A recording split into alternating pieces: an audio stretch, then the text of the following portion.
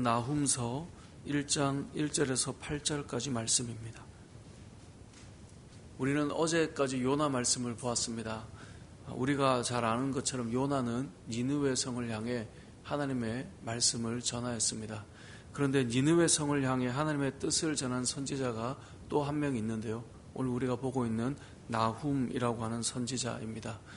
요나가 니느웨를 향해 하나님의 심판을 전한 지 약 100년의 시간이 흐른 이후에 나훔 선지자를 또 보내셔서 하나님의 진노의 또 하나님의 심판의 메시지를 나훔을 통해 외치게 하시는 내용이 오늘 본문의 내용입니다. 그 100년 사이에 무슨 일이 있었는가를 보면 아수르가 북이스라엘을 멸망시키는 사건이 있었고요. 또 그 사이에는 남유다를 침공하는 아수르의 모습도 등장합니다. 그리고 나서 지금 나훔이 등장하는 것입니다. 분명히 아수르는 또 니느웨 사람들은 하나님 앞에 눈물로 회개하고 돌이키며 하나님의 심판을 피했는데 이제 오늘 말씀을 통해서 우리가 이제 1장부터 쭉 보면 알 수 있는 것은 이전과 달리 니느웨 사람들은 하나님 앞에 회개하거나 돌이키지 않는 모습을 보이고 있다라고 하는 것을 알 수 있습니다. 그래서 생각해 보면 이 월요일에는 우리가 요나의 마음을 좀 봤잖아요. 요나가 분노하고 화를 낼 때 우리는 요나와 다른가? 두 번째 화요일 날은 우리는 하나님의 마음을 좀 생각해 봤어요. 그럼에도 불구하고 회개하는 그 영혼들을 어떻게 아끼지 않겠느냐?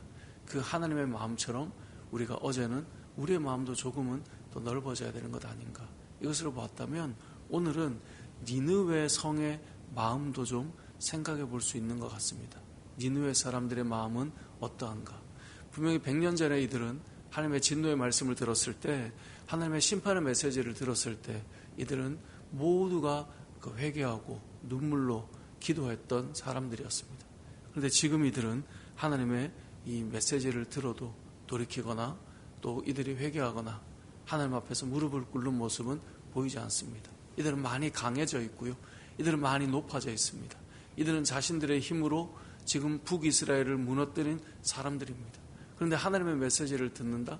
우리가 이기는 나라인데 아마 그런 생각이 있었을 것입니다.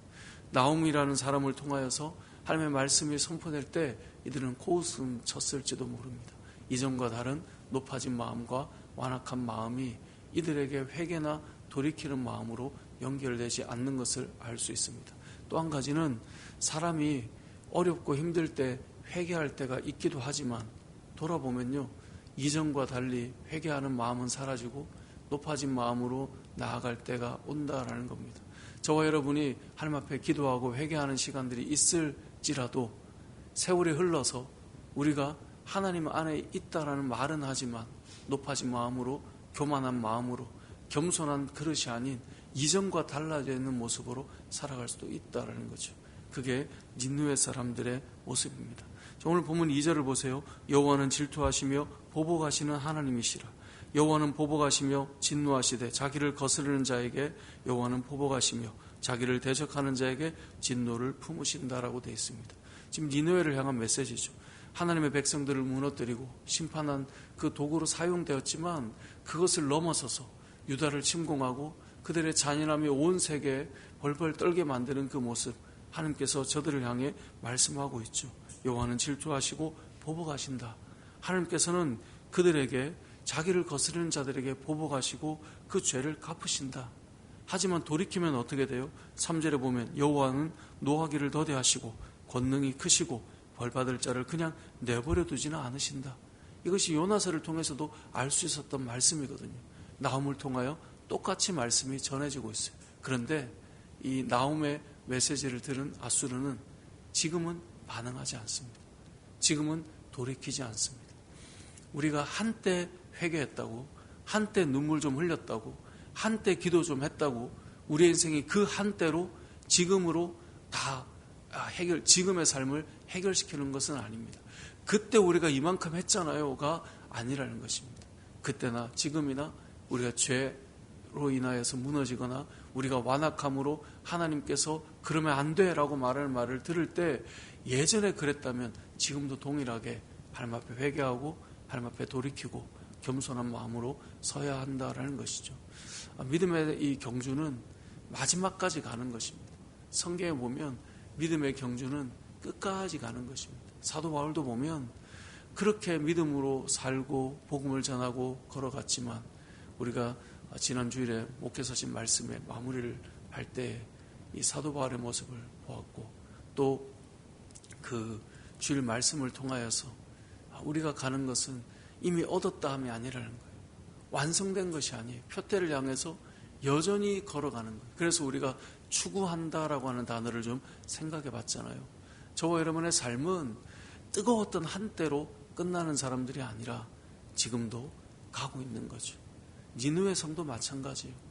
100년 전 눈물을 흘렸기 때문에 그것으로 끝나는 게 아니에요. 지금도 높아진 마음을 하나님께서 겸손하게 바꾸라고 말할 때 바뀌어져야 되는 거죠. 100년 전 부흥의 역사를 경험했던 한국 교회라고 해서 지금 계속 그럴 수 있다라고 생각할 수 없는 거죠.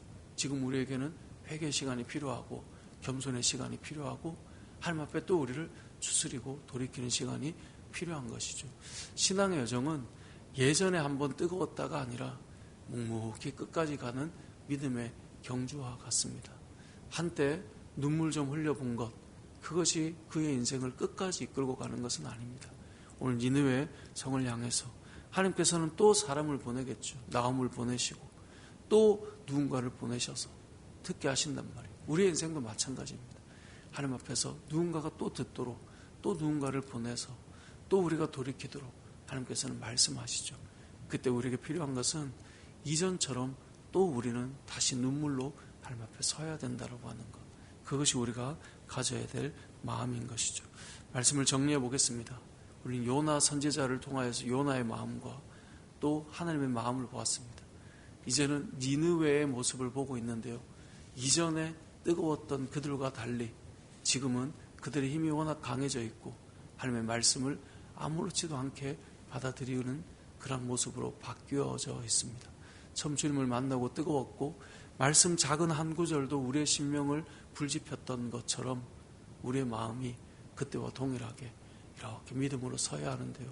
우리가 한국교회 여러 사건과 이야기들 속에 최근에도 저도 개인적으로 참 존경하는 목사님인데 또 그게 엄청난 지금 이슈더라고요. 은퇴 이후에 그분의 어떤 발언, 이것도 교회를 향한 요구, 이것 때문에 참 많은 말들이 또 교회 안에 믿는 사람들 안에 또 이루어지고 있는데 참 믿음의 경주라고 하는 것 우리가 끝까지 이전에가 아니라 오늘도 지금도 하나님 안에서 우리의 마음이 정말 뜨거움과 때로는 회개와 또 눈물로 우리가 주님 앞에 서는 그날까지 믿음의 경주를 잘 완수할 수 있는 저와 여러분의 삶이 되시길 주님의 이름으로 축복합니다. 아멘.